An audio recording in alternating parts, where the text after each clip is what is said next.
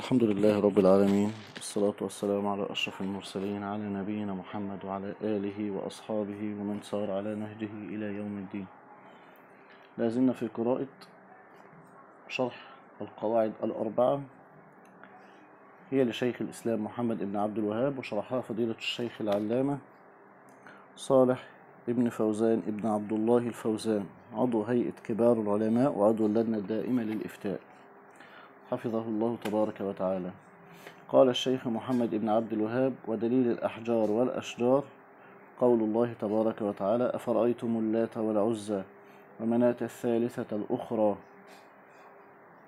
هذا المتن. أما الشرح، قال الشيخ الفوزان: ودليل الأحجار والأشجار في هذه الآية أن هناك من يعبد الأحجار والأشجار من المشركين، فقوله أفرأيتم هذا استفهام إنكار، أي أخبروني، من باب استفهام الإنكار والتوبيخ. اللات بتخفيف التاء اسم صنم في الطائف، وهو عبارة عن صخرة منقوش عليها بيت مبني وعليها ستائر يضاهي الكعبة، وحوله ساحة وعندها سدنة، كانوا يعبدونها من دون الله عز وجل، وهي لثقيف وما والاهم من القبائل يفخرون بها.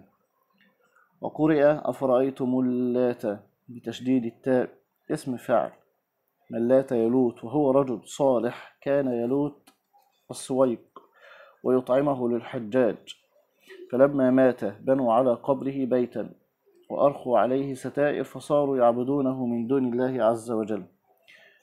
هذا هو اللات. والعزة شجرات من السلم في وادي النخلة بين مكة والطائف، وحولها بناء وستائر، وعندها سدنة، وفيها شياطين يكلمون الناس، ويظن الجهال أن هذا الذي يكلمهم هو نفسه الشجرة أو هذا البيت الذي بنوه، مع أن الذي تكلمهم الشياطين لتضلهم عن سبيل الله. وكان هذا الصنم لقريش وأهل مكة ومن حولهم.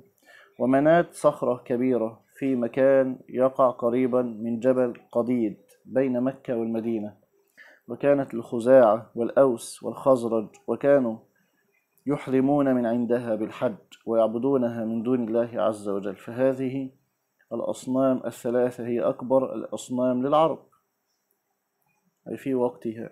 قال الله تعالى: أفرأيت اللات والعزى ومناة هل أغنت عنكم شيء؟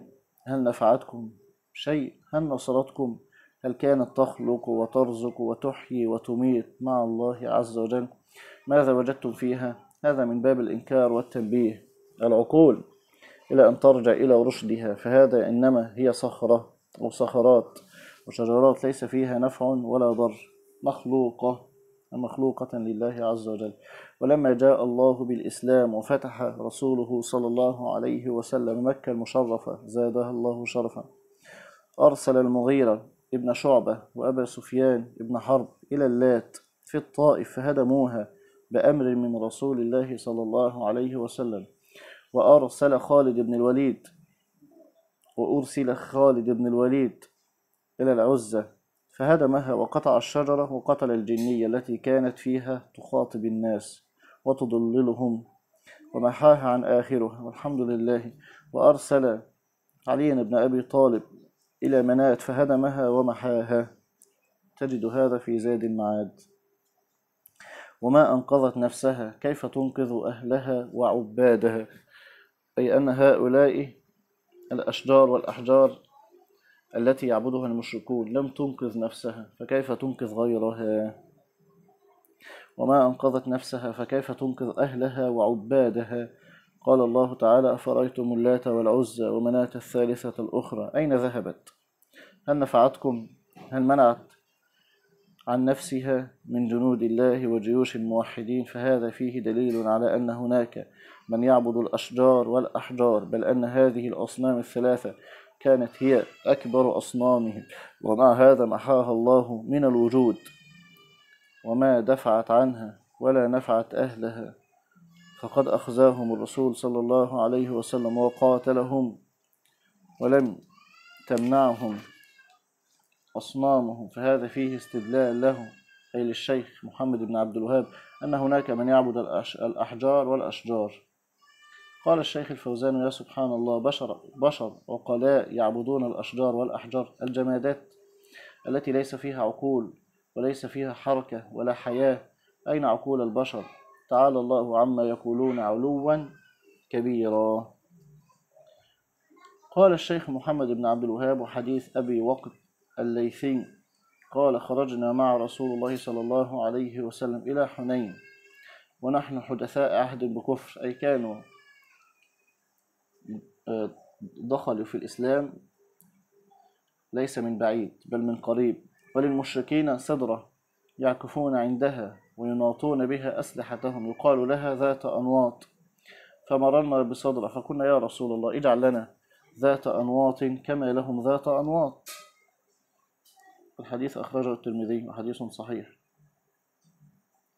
قال الشيخ الفوزان عن أبي وقد الليثي: وكان ممن أسلم عام الفتح على المشهور سنة 8 من الهجرة، 8 من الهجرة، يقال لها ذات أنواط. والأنواط جمع نوط، وهو التعليق، أي ذات تعاليق يعلقون بها أسلحتهم للتبرك بها.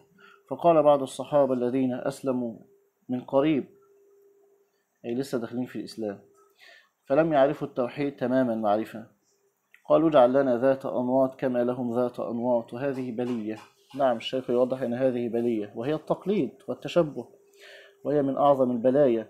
فعند ذلك تعجب النبي صلى الله عليه وسلم وقال: الله أكبر، الله أكبر، الله أكبر. وكان صلى الله عليه وسلم إذا أعجبه شيء أو استنكر شيئا فإنه يكبر أو يقول: سبحان الله، ويكرر ذلك. إنها السنن، أي الطرق التي يسلكها الناس ويقتضي بعضهم ببعض، فالسبب الذي حملهم على هذا هو اتباع السنن الأولين والتشبه بالمشركين. فقال النبي صلى الله عليه وسلم: قلتم والذي نفسي بيده، كما قالت بنو إسرائيل لموسى: اجعل لنا إلها كما لهم آلهة. قال: إنكم قوم تجهلون. موسى عليه السلام لما تجاوز البحر ببني إسرائيل وأغرق الله عدوهم فيه، أي في البحر، وهم ينظرون، مروا على أناس يعكفون على أصنام لهم من المشركين، فقالوا هؤلاء، أي أصحاب موسى، لموسى: اجعل لنا آلهة كما لهم آلهة. قال: إنكم قوم تجهلون، أي أنكر عليهم، وقال: إن هؤلاء مطبر ما هم فيه، يعني باطل، وباطل ما كانوا يعملون، لأنه شرك. قال: أغير الله أبغيكم إلها وهو فضلكم على العالمين. أنكر عليهم عليه الصلاة والسلام، كما أن نبينا محمد صلى الله عليه وسلم أنكر على هؤلاء. ولكن هؤلاء وهؤلاء لم يشركوا، فبنو إسرائيل لما قالوا هذه المقالة لم يشركوا، لأنهم لم يفعلوا. وكذلك الصحابة لو اتخذوا ذات أنواط لأشركوا، ولكن الله حماهم لما نهاهم نبيهم صلى الله عليه وسلم فانتهوا. وقالوا هذه المقالة عن جهل، ما قالوها عن تعمد. فلما علموا أنها شرك انتهوا ولم ينفذوا، ولو نفذوا لأشركوا بالله عز وجل. فالشاهد من الآية أن هناك من يعبد الأشجار، لأن هؤلاء المشركين اتخذوا ذات أنواط، وحاولوا هؤلاء الصحابة الذين لم يتمكن العلم من قلوبهم، حاولوا أن يتشبهوا بهم، لولا أن الله حماهم برسوله صلى الله عليه وسلم. فدل هذا على مسائل عظيمة. المسألة الأولى: خطر الجهل. انتبه أخي المسلم لهذا الكلام، لأن هذا الكلام مهم جدا.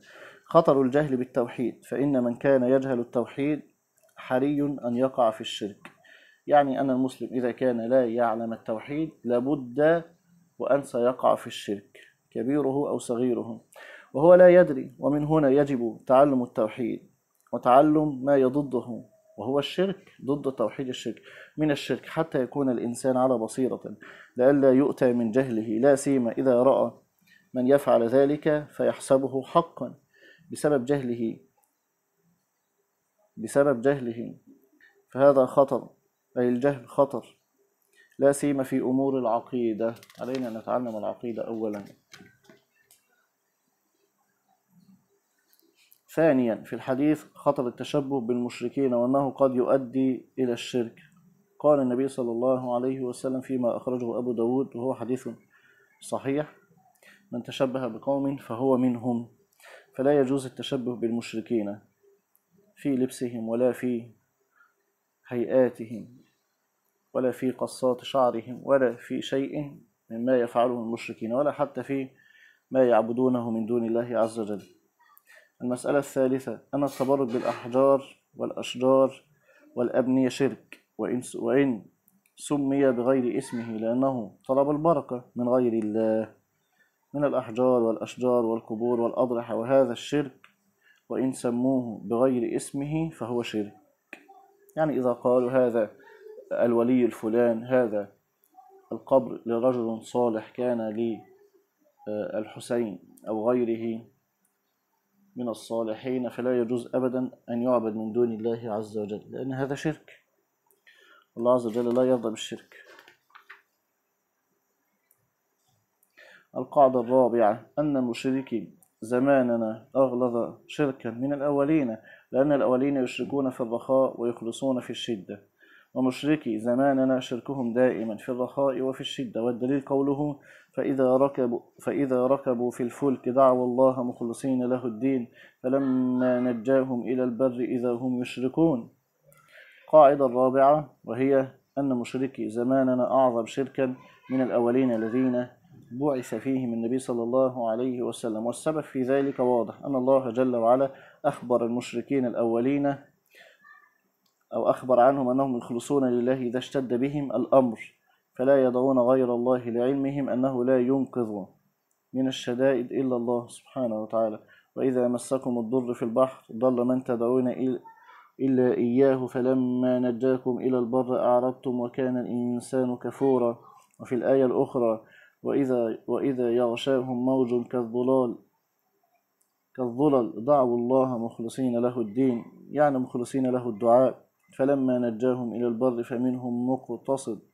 وفي الآية الأخرى: فلما نجاهم إلى البر إذا هم يشركون. فالأولون يشركون في الرخاء ويدعون الأصنام والأحجار والأشجار. أما إذا وقعوا في الشدة وأشرفوا على الهلاك فإنهم لا يدعون صنما ولا شجرا ولا حجرا ولا أي مخلوق، وإنما يدعون الله وحده. فإذا كان لا يخلص من الشدائد إلا الله جل وعلا، فكيف يدعو غيره؟ يعني أن الله عز وجل هو الذي ينجي المسلمين، فلماذا يدعى غيره؟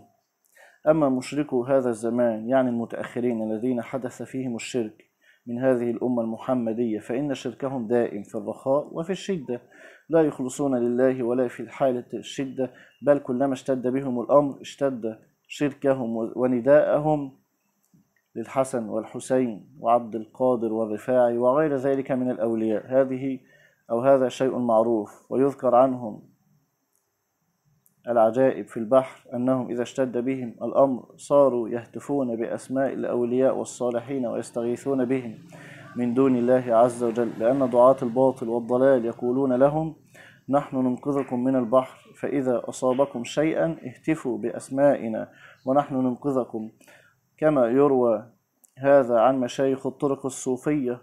واقرأوا إن شئتم طبقات الشعراني، ففيها ما تقشعر منه الجلود مما يسميه كرامات الأولياء، وأنهم ينقذون من البحر، وأنه يمده يده إلى البحر ويحمل المركب الذي يركبونه كله ويخرجهم إلى البر، ولا يتندى أكمامه، أي لا يبتل كمه، إلى غير ذلك من ترهاتهم وخرافاتهم وشركهم دائما في الرخاء والشدة، فهم أغلظ من المشركين الأولين. وقال أيضا الشيخ في كشف الشبهات من وجه آخر أن الأولين يعبدون أناسا صالحين من الملائكة والأنبياء والأولياء، أما هؤلاء فيعبدون أناسا من أفجر الناس وهم يعترفون بذلك، فالذين يسمونهم الأقطاب والأغواث لا يصلون ولا يصومون ولا يتنزهون عن الزنا واللواط. نعم والله، فأصحاب الطرق والذين يسمونهم أولياء لا يصلون ولا يصومون ولا يتنزهون عن الزنا واللواط، يفعلون هذا ثم يعبدونهم الصوفية بعد أن يموتوا. سبحان الله. والفاحشة إنهم بزعمهم ليس عليهم تكليف، فالشيطان سول لهم أنكم أصبحتم غير مكلفين. قال الشيخ: ليس عليهم تكليف، ليس عليهم حرام ولا حلال، إنما هذا للعوام فقط. هكذا الصوفية يقنعون أتباعهم أن الحرام يكون على أتباعهم وليس على مشايخهم، وهم يعترفون أن سادتهم لا يصلون ولا يصومون وأنهم لا يتورعون عن الفاحشة، ومع هذا يعبدونهم، بل ويعبدون أناس من أفجر الناس كالحلاج وابن عربي والرفاعي والبدوي وغيرهم. وقد ساق الشيخ الدليل على أن المشركين المتأخرين أعظم وأغلظ شركا من الأولين، لأن الأولين يخلصون في الشدة ويشركون في الرخاء، فاستدل بقوله: فإذا ركبوا في الفلك دعوا الله مخلصين له الدين، أي أن المشركين الأولين إذا ركبوا في الفلك وأوشك على أن يهلكوا دعوا الله مخلصين. قد انتهينا من قراءة هذه الرسالة القيمة، شرح القواعد الأربعة لشيخ الإسلام محمد ابن عبد الوهاب، شرحها فضيلة الشيخ الفوزان حفظه الله تبارك وتعالى. فعلى المسلم أن يتعلم عقيدته تعلما صحيحا، لأنه لا ينجي من عذاب الله تبارك وتعالى إلا التوحيد وإلا العقيدة الصحيحة. ينبغي أن نتعلم العقيدة الصحيحة ثم نتعلم ما يضاد هذه العقيدة، أي ما يكون عكسها أو يبطلها، كما قال الشاعر: تعلمت الشر لا للشر، أي لا لأن أعمل به، ولكن تعلمت الشر لا للشر ولكن لتوقيه، ومن لم يتعلم الخير من الشر وقع فيه. وللأسف الشديد أصبح كثير جدا من دعاة هذه الأمة منشغلون بفضائل الأعمال، وهو أمر محمود، ولكن لا يكون هو الأساس، بل الأساس هو توحيد الله تبارك وتعالى، ثم يأتي بعده فضائل الأعمال. بماذا ينتفع المسلم إذا كان خلقه حسن، وإذا كان بارا بوالديه، وإذا كان يفعل كل أفعال الطاعات، وكان واقع في الشرك بالله عز وجل، كأن يسأل غير الله النفع والضر، أو كأن يذبح لغير الله تبارك وتعالى، أو ينذر لغير الله تبارك وتعالى، فهذا كله شرك أكبر يجعله كافرا بالله عز وجل. فعليه أن يتعلم الأساس، عليه أن يتعلم الأساس، وهو توحيد الله تبارك وتعالى، أن يصحح عقيدته حتى يكون مخلصا في عبادته لله تبارك وتعالى. أنصح نفسي وإياكم بالتمسك بكتب الاعتقاد لمن كان راسخا في العلم، ككتب أو مجموع رسائل الشيخ محمد بن عبد الوهاب، وشرحها للشيخ الفوزان أو الشيخ ابن عثيمين، أو شرح بعضها الشيخ ابن باز، وهؤلاء هم أكابر الأمة. السلام عليكم ورحمة الله وبركاته.